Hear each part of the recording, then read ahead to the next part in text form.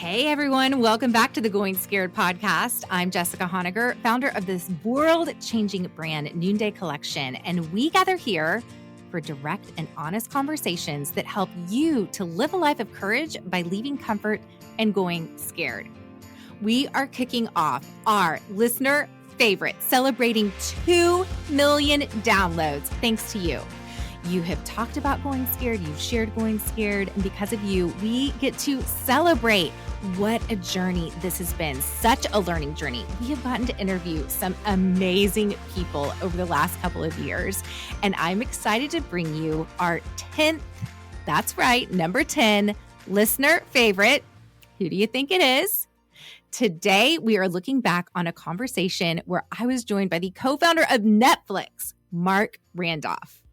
Imagine only having 60 seconds to pitch your business in an elevator with successful investors, including the co-founder of Netflix. No restarts, no do-overs. Sounds interesting and intense?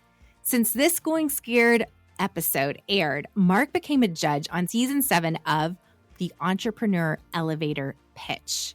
It is such a great show that you'll have to check out. And his Instagram has become a favorite of mine. Something I really have grown to admire about Marc is his definition of success, which I find to be so rare in this world of Silicon Valley and fast startups. Here is a post that really inspired me. He says, "I've worked hard for my entire career to keep my life balanced with my job. In my book, I write about my Tuesday date nights with my wife. For over 30 years, I had a hard cutoff on Tuesdays. Rain or shine, I left at exactly 5 p.m. and spent the evening with my best friend. We would go to a movie, have dinner, or just go window shopping downtown together. Nothing got in the way of that. No meeting, no conference call, no last-minute question or request. If you had something to say to me on Tuesday afternoon at 4:55, you had better say it on the way to the parking lot. If there was a crisis, we're going to wrap it up by 5. Those Tuesday nights kept me sane, and they put the rest of my work in perspective. I resolved a long time ago to not be one of those entrepreneurs on their 7th startup and their 7th wife. In fact, the thing I'm most proud of in my life is not the companies I started. It's the fact that I was able to start them while staying married to the same woman, having my kids grow up knowing me, and as best as I can tell, liking me, and being able to spend time pursuing the other passions in my life." I mean, what a story, and not just a story, but what a witness, what a guide to help those of us that are starters and growers know how also to take time for those things that matter. Not only is Marc the Netflix co-founder, but he's an angel investor, he's an Amazon #1 bestselling author, and he's podcast of That'll Never Work, works extensively with young entrepreneurial programs. He sits on the board of the environmental advocacy group 1% for the Planet, and he chairs the National Outdoor Leadership School's Board of Trustees. Okay, so the behind the scenes of this episode, oh my gosh, you guys, I was nervous. I'm like, this is the co-founder of Netflix. He's a really amazing entrepreneur. He invests in young entrepreneurs. So I was also just excited to get advice from him. And we get on, and I could not get my sound to work. Like, he could not hear me. I tried everything. We did the whole shut everything down, log back in again, and it still would not work. And this is not one of the times where you want to have tech issues. And so he chatted with me via the chat box and was like, "I just can't hear you. I don't know what else to do. And let's just set it up for another time." So he was so gracious to set up another time. And thank goodness the sound worked that time. But y'all, it was one of those just humbling times where I just kind of wanted to, hide, basically. But that's just another example of how gracious Marc was. He didn't make me feel like, oh my gosh, I'm so busy and I can't believe you screwed this up. He just got on the call, and it was an awesome conversation. I asked him a question in this episode that was super outside my comfort zone. It was a little bit of a challenge, kind of felt like I was being a journalist, and I kind of feel weird about it to this day. So I am curious if you can pick up now, knowing that in this conversation, which question that I am talking about. All right, well, listen in as we revisit your number 10 most downloaded Going Scared episode with the inspiring Marc Randolph about the birth of Netflix. Okay, so Marc, you are classified, I classify you as a serial entrepreneur. My dad would call serial entrepreneurs a special breed of cattle. Can you identify with that? With being a special breed of cattle? Special breed of cattle. We're Texans. We're Texans down here. I'm not sure I want to identify with that. But certainly, I'll certainly classify myself as being a serial entrepreneur. It's kind of a compulsive thing for me, and I've been doing it for a long, long time. So you're most known as being the founder and CEO of Netflix, but I'm curious, what were some of those ideas or other businesses that you even had before Netflix came to be? Well, it's a long list. I mean, I didn't start Netflix until I was 37 or 38. And it was my sixth startup. So there was a bunch in between there. But even if you say, okay, that's a lot of companies, but for every company, there's 50 or 100 ideas that flash through your head. I mean, even for Netflix, that was not automatically going to be some kind of video business. When we were brainstorming ideas for that, one of them was doing personalized shampoo. Another one was custom formulated dog food. I pitched an idea of doing personalized sporting goods like baseball bats and surfboards. That's so interesting. So all of these ideas around personalization, which is absolutely where the marketplace has gone now. Well, yeah, and those ideas I was pitching back in 1997, 96. But, there's a reason for it, is that, for the first 15 plus years of my career, I was a direct marketing guy. I did junk mail. I did direct response television. I did magazine circulation. I did all these things that were basically direct marketing. And a big part of direct marketing back then was this primitive, we called it personalization, but it was pretty primitive. And it was like, "Dear Jessica, won't all your friends at 17 Crescent Circle be delighted with the," they'd plug in these things to make it seem like they were speaking just to you, but of course it was pretty lame. So, when this is in the late 90s, mid to late 90s, and all of a sudden I see the internet coming along, and I kind of recognized that this was an opportunity to do direct response, on steroids, with unbelievable levels of personalization that were possible using the internet. And so, of course, the two things that I was fixated on my next company being was, number one, something to do with e-commerce, selling something on the internet. And I really wanted it to have a deep level of personalization to take advantage of what was then a brand new technology. So how does Netflix fit into that? Well, this was a time when I was losing my job.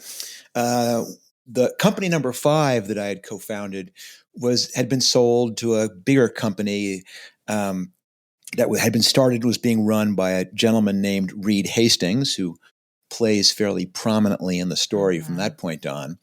And I went to work for Reed's company. And 6 months later, we decided to sell that company. And the company we sold it to didn't need Reed, nor did it need me. And both of us were going to be on the streets. But don't feel too sorry for me. This was one of those wonderful Silicon Valley kind of exits where they say, we're going to buy the company. You're not going to have a job when it finishes closing, but it's going to take 6 months to finalize this. You're going to have to come to work. In case you have any questions, we'll keep paying you. Your stock keeps vesting. You stay in your office. So crazy. But you have nothing to do. And so for 6 months, I was going, okay, I'll use this time to figure out company number 6. And Reed had said he didn't want to start another company. Reed was going to go off and become an educational philanthropist. He was going to change the world, which he has in a lot of ways, besides his work with Netflix. But he wanted to keep a hand in, so he kind of agreed to be my angel investor. We come up with an idea together, and then I would start and run the company. Would you mind breaking that down just for our listeners that are not entrepreneurs? I'm Angel sorry. investor. I'm an entrepreneur myself. I own I've run a company for 10 years now. And previous to me starting the company, or as I was starting the company, I thought an angel investor was someone that was going to write me a check just because they believed in my idea, no strings attached. So that's why I'm asking you to clarify for those Well, that aren't in the VC world. it's not a bad definition. I mean, now they call it, I guess you don't really call it angel investing anymore. And I guess you do. Sure you do. They also call it friends and family. They Yeah. also call it sometimes seed round. But it's basically the money that gets invested before you've really proven that the idea works. And so to some degree, yes, it is people who are investing because they believe in you, rather than what happens later, where it's so much driven by the numbers and the metrics and how well it's done so far and what it's promising to do. And so, for example, in our angel round for Netflix, it was Reed who wrote a check for $1.9 million. And then we filled out the round, another little Silicon Valley term, which means how do you raise the rest of the money in small, quote unquote, checks of $25,000, one of which came from my mother, one of which came from Reed's mother. Mm. So in some ways, it was people who believe in you. But but as the story kind of unfolds there is that was Reed was doing that because he kind of wanted to keep a hand in this startup game, even though he was going to go back to school and get a higher degree in education. And we were brainstorming ideas. And one of the criteria was personalization. One criteria was selling something on the internet. One was big category. And one of the ideas amongst the dog food and the shampoo was, can we do video rental by mail? Can we take the $8 billion video rental category dominated by Blockbuster back then and do it differently? And surprisingly enough, that idea was actually discarded too, because back then, this is, you may remember 1997. And if you don't, someone can tell you about it.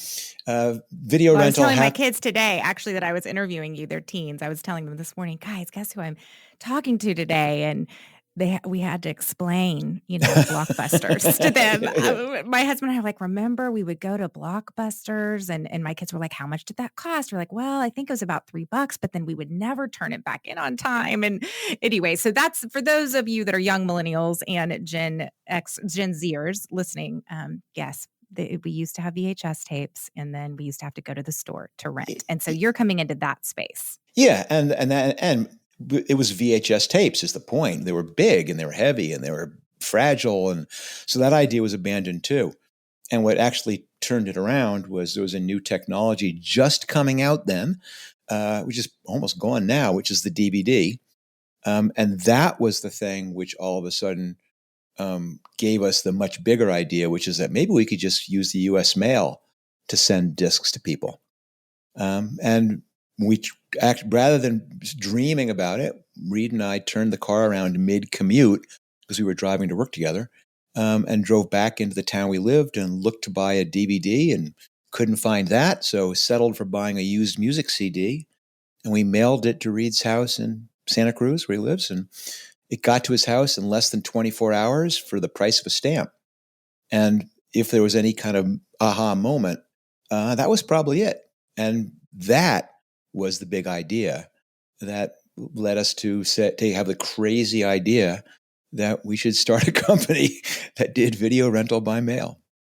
Okay, so you already have an angel investor in Reed. Yep. What do you do next? Because a lot of, now Silicon Valley VC entrepreneurs start putting their deck together and go and start pitching. But I think that you weren't quite at that time yet. So what did you do next? And quite frankly, that is not these days what Silicon Valley entrepreneurs do for real. That's what they do on TV.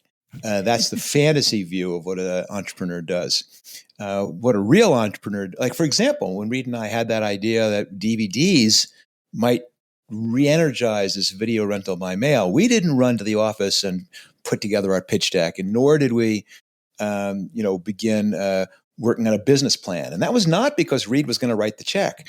It's because What a real entrepreneur does is figure out some way immediately to try and collide the idea with reality, which is stop dreaming and do something. And in our case, that was mailing the DVD. But there's a huge difference between 1998 and now, in obviously in lots of ways. But for an entrepreneur, if you had a technical idea, if you had an e-commerce idea, you wanted to do a website that rented movies through the mail, it was really hard. I mean, now, if you wanted to do an e-commerce website, 2 minutes, you do Shopify or you do a Squarespace, and you're up in 10 minutes. We had to write our own. You want to take payments? Well, now you just hook up to Stripe or Square. Square and PayPal. And then we had to write our own payment portals to the bank and negotiate those arrangements. Same thing. If you want to serve the web pages, you just get Amazon Web Services in 10 minutes. We had to put our own servers into a closet and wire them up. In other words, it took a long time to get this idea in a place we could actually try it. And so what was I doing after having that check? The nuts and bolts of getting a business going. I rented a small office. I hired about a dozen people. We began writing the code for the website. We designed what the website would look like. We had to source every single DVD available at the time, which was not easy. We had to figure out where customers were going to come from. So I spent ridiculous amounts of time in the wilds of New Jersey office parks trying to convince these big consumer electronics companies, the Toshibas and the Sonys and the Panasonics, to let me put a coupon in their boxes of the DVD players they sold. We were working on what our PR strategy was going to be at the launch. I mean, fundamentally, doing the things that now you could do in a weekend, but that took us then, a good 6 months and almost $1 million to do. So I have a bootstrap company. We're 20 million in revenue, 10 years in, and profitability has always been really crucial. Tons of my friends here in Austin, entrepreneur scene, VC funded, and profitability is not necessarily the fundamental thing they're after at the beginning. Can you walk us through your path of what was success for you, and when did you begin to experience that success? I'm a little different. I mean, I'm motivated by something a little bit differently. Yeah. Because for me, the entrepreneurship has never been about the money. It's never been about, this is going to be huge. I'm going to be a big famous entrepreneur. For me, it was always solving problems or trying to do something that people haven't done before. And the real challenge for me that I was trying to prove was, wow, is there a way to actually do DVD rental by mail? Especially in the face of the fact that there's, 9,000 Blockbuster stores out there competing with you. Right. So it's true. I wasn't immediately focused on profitability, but I knew that what I had to eventually figure out is some way of offering a service that I could charge more for than it actually cost me to do. Right. And that was the challenge. But because I had no idea yet what this service would look like, what customers would do, how would they rent? Would they get one at a time? Would they do punch cards? Would it be rent 3 at a time? I just had no idea. That at the beginning, I was just trying to figure out if I could stumble my way into this repeatable, scalable business model. And the aspirations were pretty modest. I mean, when I gathered the whole team together early on, and you set our big, hairy goal, I said, it would be amazing if this company could be the revenue of a single Blockbuster store within the first 12 months. Wow. And that was about, less than $1 million. Yeah. And so that's what I was aiming for.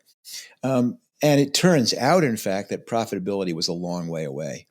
And it turns out, fortunately, that little internet thing that we were just starting to play with, that I had recognized could be so powerful for selling things on the internet.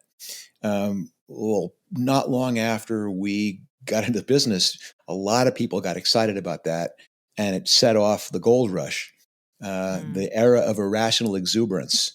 And pretty soon, You're right. There was this feeling, you're crazy if you're focused on profitability now. This is a land grab. You want as many customers as you can. We'll figure out how to monetize it later. It was a very unhealthy thing. And your listeners can jump around in time without getting too confused. But luckily for us, we got caught up in that too. And for a while, we were going down this very dangerous path of trying to become, the word was a portal, which was the place on the internet that everyone comes to for a certain thing. We were going to be the movie portal because that was the buzzword back then. And we even were registered to go public as a movie portal. And then, thank goodness, the crash happened. And we all of a sudden had to get back to the realization. It's almost like someone throws a bucket of cold water on you and goes, wake up. You have got to do something which actually has some visible means of economic support here. If that hadn't happened, if we hadn't been forced to figure out a business model that actually made money, we would have gotten trounced after we had gone public. So walk us through how you navigated that then. Well, I use the analogy of someone throwing a cold bucket of water on you. It's not quite as dramatic as that. It's more like the realistic analogy is someone puts their fingers in and sprays some on your face. You go, what are you doing? Then he takes a scoop of it and throws it on you. And then he pours the whole bucket on, but that may take a month or two. Yeah. And it was that little thing. You all of a sudden begin to see companies going out of business. But your bankers are going, no, you're fine. We're still very confident. Our analysts say this is just a blip. And then more and more companies are going out of business. And they're going, oh, no, they're different than you.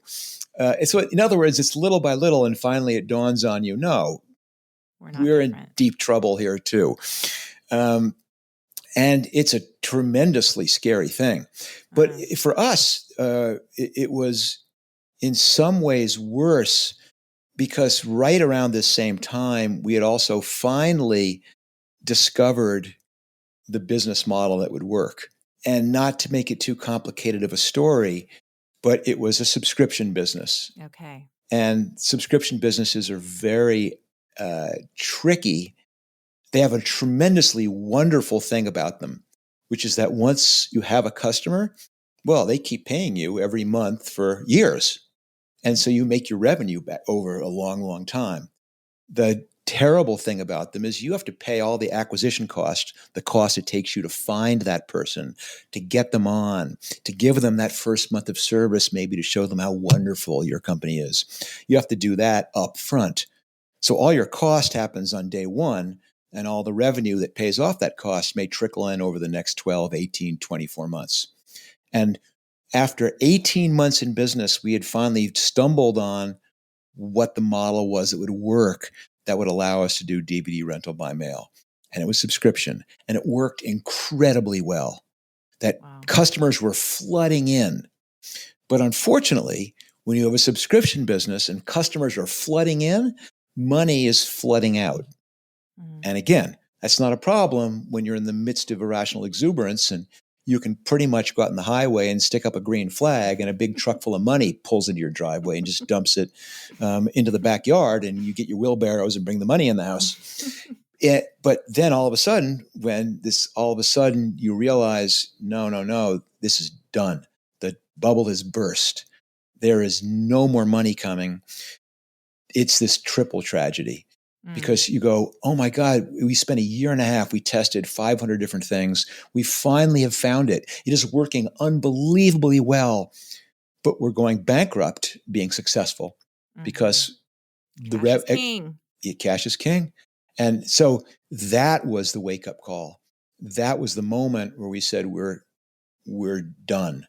And in this case, we made the very, very difficult entrepreneurial call that it was perhaps time, and you're an entrepreneur, you've heard this before, it was time to pursue strategic alternatives, which is code for we got to sell this thing and fast. How many years are you at this point? 2.5. Okay. So not long. No. It took us 18 months of scrambling to finally come up with a subscription business model. a year of it ramping up to tremendous excitement. And then almost summer of 2000, we launched in 1998. Summer 2000, the crash happens and we are in deep, deep trouble and decide we've got to sell. And our obvious strategic alternative was our old pal, Blockbuster.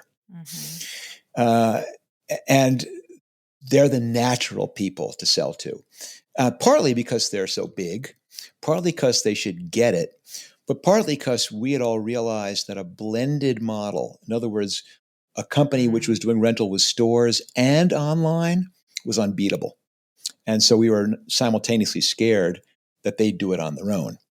But the problem was even though we were excited by the number of subscribers coming in, we were still tiny compared to Blockbuster. I think we were going to do $5 million in revenue that year, but Blockbuster was doing $6 billion. Right. I mentioned they had 9,000 stores. They had 60,000 employees. We were this gnat. We were nothing. And even painfully could not get them to take a meeting. They wouldn't even return the calls. Yeah.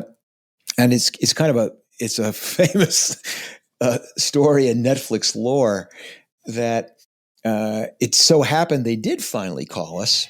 And as luck would have it, they called us. We were at a corporate retreat. We were at a ranch in the foothills outside of Santa Barbara, California, a dude ranch called the Alisal Ranch. And it's pretty rustic. And you kind of can imagine, Silicon Valley is pretty casual to begin with. So of course on the retreat, we're working at it. And all I had with me was like flip-flops and shorts and t-shirts. That was my wardrobe. Yeah. And that of course is when Blockbuster calls us and says, we'll see you. But today, tomorrow in Dallas. And we look at the flight schedules and there's no possible way we can get from this little ranch out to Dallas in time for the meeting. And so decide the only prudent thing to do, being $50 million in the hole and about to go out of business, is to charter a corporate jet. Oh my gosh. Yeah, to fly to Dallas. Jessica, I'll share with you the little known Netflix trivia here. That private jet that we chartered was owned by Vanna White, which you'll have to explain to your children who Vanna White was, yes, I will. Along with the video discussion. These are things every child should know, though, I think, That's don't you? true. It's true. But anyway, we pile on the plane. We fly to Dallas. We end up in the 27-story glass and steel tower and this cavernous conference room with the huge endangered hardwood conference table, the whole thing. But you got to picture that I'm there in my shorts and flip-flops and a t-shirt.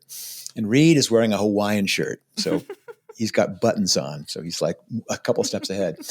But anyway, the Blockbuster guys come in and they're in their fancy suits and expensive shoes and all those things. We pitch that we'd combine the companies. And it was going great. I go, we're crushing this. And then they asked, of course, the question we'd anticipated, which was how much.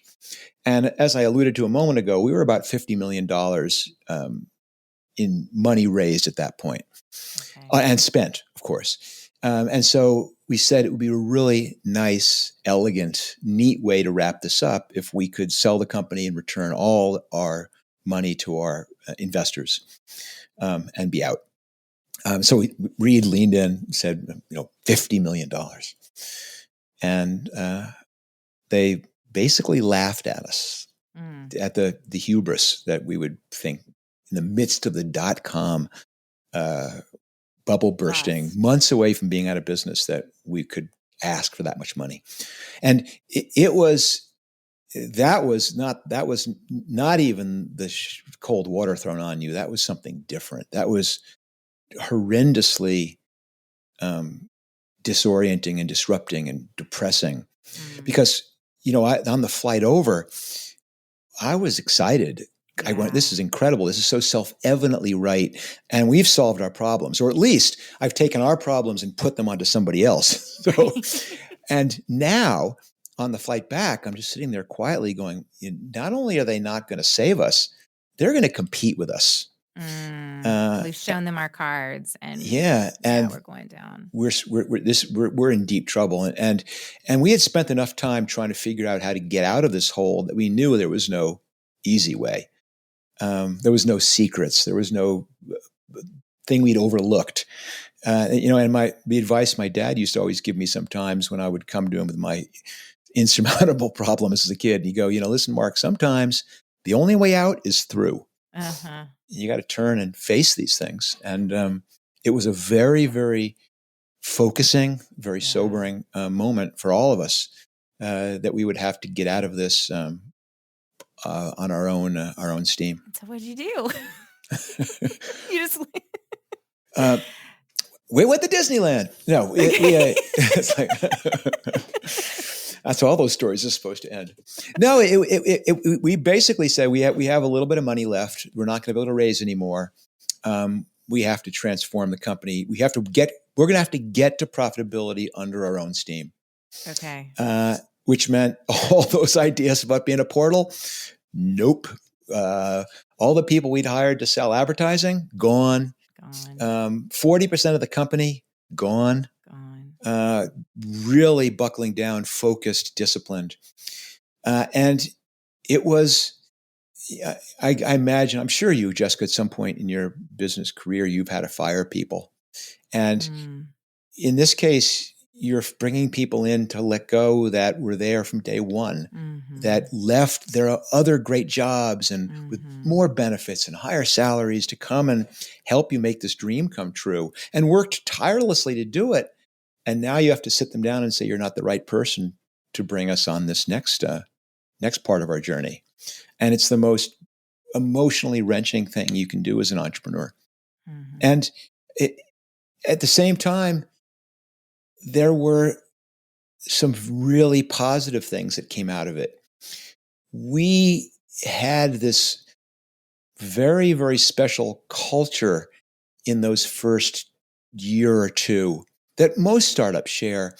And it had begun to slip away as we got bigger and got less focused.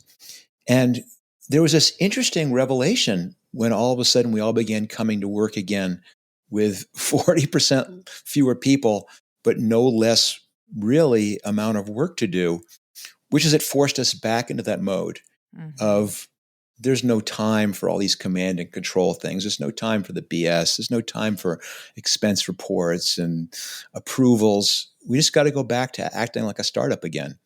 And more importantly, we realized how fun that was. And there was this vow, we're never going to let ourselves become complacent that way again. You are such a good storyteller. I wasn't planning on talking about Netflix for this long, but this is just, we could go on, and you stayed. It's almost as if you could write a book about it or something. Jessica. Somebody should really write about those early years of Netflix and tell these stories. That's right. Which you guys do need to go check out Marc's book, That Will Never Work: The Birth of Netflix and the Amazing Life of an Idea. I'm hooked. But you stayed on as the Netflix board of directors until retiring from the company in 2003. I guess I'm curious. Well, I could just ask so many questions. Like, I'm curious, what are the next key inflection points? Because, this is just such a rapidly changing industry. But I'm curious what led you to that finally retiring in 2003. Because I'm surprised you stuck with it for that long. So, first of all, I've got to tell you, I'm the luckiest guy in the world. For so many reasons. But one thing that I'm so lucky and so happy about is that really pretty early in my life, I figured out what I think are two of the most important things a person can figure out about themselves. And I figured out, one, what I'm good at. And I figured out, number two, what I like doing. And the even luckier part is both of those turned out to be the same thing, which is startups, which is early stage companies. I love that problem solving. I love the challenge of doing something that hasn't been done before. I love coming in to work and getting to sit around the table with really smart people solving these really interesting puzzles. And, okay, a modesty warning here. I'm actually pretty good at that. I just have this some of these skills that lend themselves to those types of problems. And I've been lucky most of my life to get to do that. And Netflix was obviously incredibly exciting and challenging. And I was solving amazing puzzles, but partly because we were pretty good at it, Netflix became successful. We did finally have the IPO, the initial public offering. All of a sudden, we had the cash we needed. We were able to hire these amazingly talented senior leaders who were way better than I were in these specific disciplines. And it got to this point, again, 6+ years into the company, that I still loved the company. I mean, it was my baby, and I loved it the way you love a child. But I also began to realize that it wasn't really feeling like a startup anymore, that I wasn't particularly loving what I was doing every day. And perhaps even more telling, I wasn't very good at it. I'm not very good at big company problems. And so you get to this point, you go, if you're successful, that really means you get to work on the things that you want to work on. And I realized that was not a company that was as big as Netflix with those types of problems. And that I could have the flexibility to go back to working on early stage stuff. And so this was not like a sudden, I'm out of here, slam the door. This was realizing this over a period of time, having long talks about it with Reed, and then figuring out a way to let me leave the company without impacting my baby. And I did. It took about a year, gradually transitioning my responsibilities to other people, moving myself sequentially into roles where of less visibility. And so eventually I was able to leave. And since then, I ended up somewhat involuntarily, got pulled into starting another company. And more importantly, I've had a chance now to work with early stage entrepreneurs all over the world. I've had a chance to mentor some amazing companies. I'm getting a chance to do the stuff that I love doing and that I think I'm pretty good at. I love this. I love this so much. And you have a love for the outdoors. Oh, yeah. My life is a three-legged stool, Jessica, if I could phrase it that way. Again, that's one of the other things. I'll say this, that the entrepreneurial stuff, for the most part, I'm not bragging about this. It's not, it comes naturally to me. It means these are not things that I necessarily went, oh, I am not like that. I'm going to teach myself to be like that. Just the way I think happens to work for solving business problems. The thing I have to think about and work about and challenge myself on is balance. And that's also something that I learned when I was in my late 20s or so, which was that I couldn't work all the time, even though I loved it and it was compelling, because then I wasn't a full person. And that there was other parts of my life that were important. And one, of course, is my wife and my family, which came slightly thereafter. But I realized that's not something that I can do after work is over. I can come home from work at 10 o'clock at night and expect to have a relationship with my wife. I had to make that as important as the work.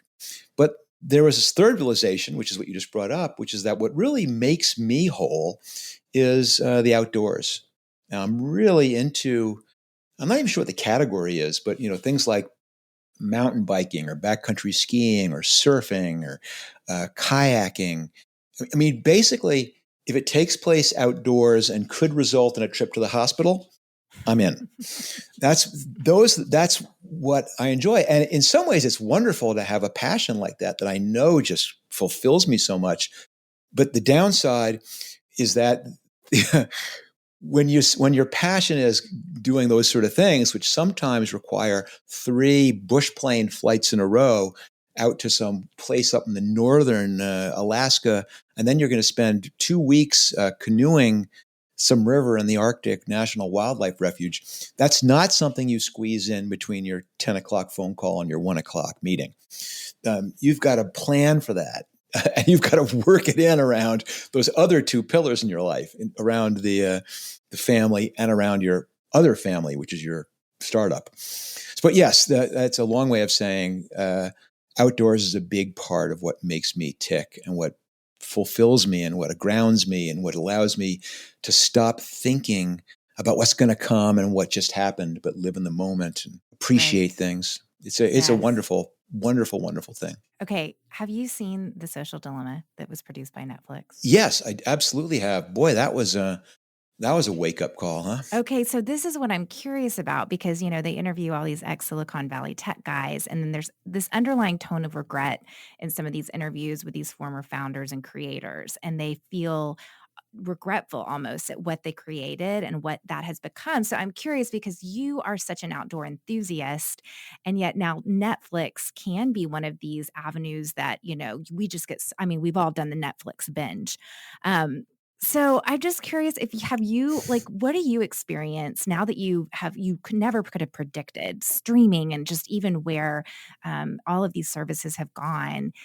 Is there something you would have done differently, or how do you kind of hold that tension of, I think at the end of the day, you tell someone to go outdoors other than binge on their 6 Netflix series. So how do you hold that tension? There certainly is this tremendous irony that you're right, for someone who is as focused on the outdoors as I am, that dedicates almost all of their philanthropic effort to outdoors preservation, is best known for inventing a way for people to spend more time in front of a screen. It is ironic. It's funny, actually, just in about an hour and a half, I'm going to be doing helping a friend of mine whose path, he spent most of his post-tech career saving lives. He's doing medical work. It's unbelievable. And I feel it's so funny sometimes. But listen, we can't all be Jonas Salk. We all have to do the best work we can. Mm-hmm. And in some ways, this last 15 months has been tremendously gratifying, I guess, to see how Netflix has been embraced. And how many people, countless people who have told me that Netflix helped get them through. Yeah. Being locked in their house, confined to their apartment. And that if it was not for having something that was able to take them away, to take them to different places, to take them to experience different people and different cultures, it would have lost their mind. And so, yes, I feel a bit better about that. I'm certainly proud of what Netflix has accomplished. Storytelling is hardwired into us. Yeah. That's how we have communicated with each other since we all sat around the fires, as Neanderthals.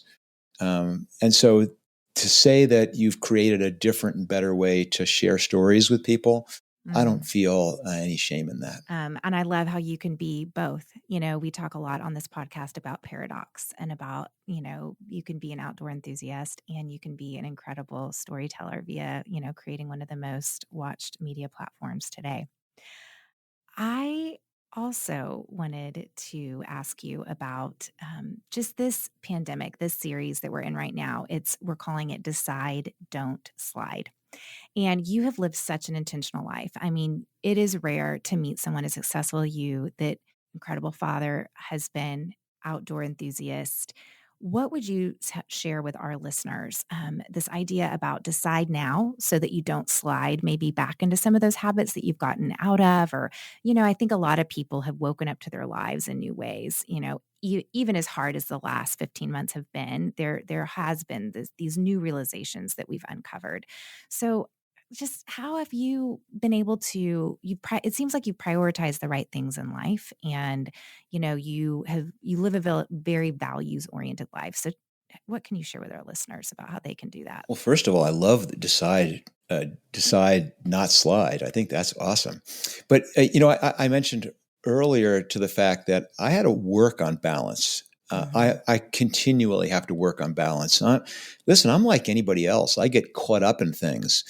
I'll open up TikTok and then an hour and a half later, I go, what the hell just happened? So it's not like I have some superpowers. I've just decided that balance is going to be the main objective of my life here and I have to work at it. Mm-hmm. And I do it in small ways. At the end of every week, I look back at how I spent my week, and I look forward at my week, and I consciously ask myself, what is the ratio between want to do and need to do? Mm. And if I start seeing that it's sliding too much into the need to do, I go, I need to make an adjustment here.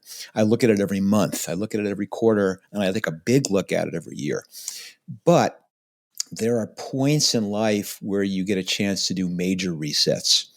And I've learned to recognize those and take advantage of them. And one of them certainly has been COVID. Another one happened to me, interestingly enough, not long after I left Netflix. And as happens quite naturally, all kinds of wonderful opportunities come along. People are saying, would you be an advisor? Would you join this board? Would you do some of this nonprofit work? And at first, your filter is this a good thing? And if it is, you say yes to it. Right. And pretty soon you go, oh my gosh, my day is packed with things, and 3/4 of them I don't really care about. And then I had a lucky break in that my family and I decided that we would take a very extended sabbatical. We would move to Europe. We'd take the kids out of school here in the United States, and we'd put them into school. And there were 3 kids who were, I guess they had early teens and younger. Wow. That's a big time in their lives to decide to do something like that. And we moved to Rome, to Italy, and lived there as a family. Oh. And besides, this is, if you're in a situation you can possibly ever do that, I highly encourage it. It was fantastic on every level. But the level that we're talking about now is it gave me this graceful way to detach myself from every single thing I'd committed to. Mm. And all of a sudden, I'm going to use the word free, but I had completely unencumbered. I could do whatever I wanted. And I thought to myself, when I go back to the United States, I don't want to let happen what happened before. I want to be thoughtful about, what do I really want? How do I really want to spend my time? And how can I design a life that lets me do that? So it was an amazing thing. And so all of a sudden, let's fast forward 15 or so years. And all of a sudden, a year ago, last March, April, all of a sudden in the space of 2 weeks, every single one of my travel business appointments was canceled. Mm-hmm. All of a sudden, my calendar looks like it did when I was 8. There's nothing on it.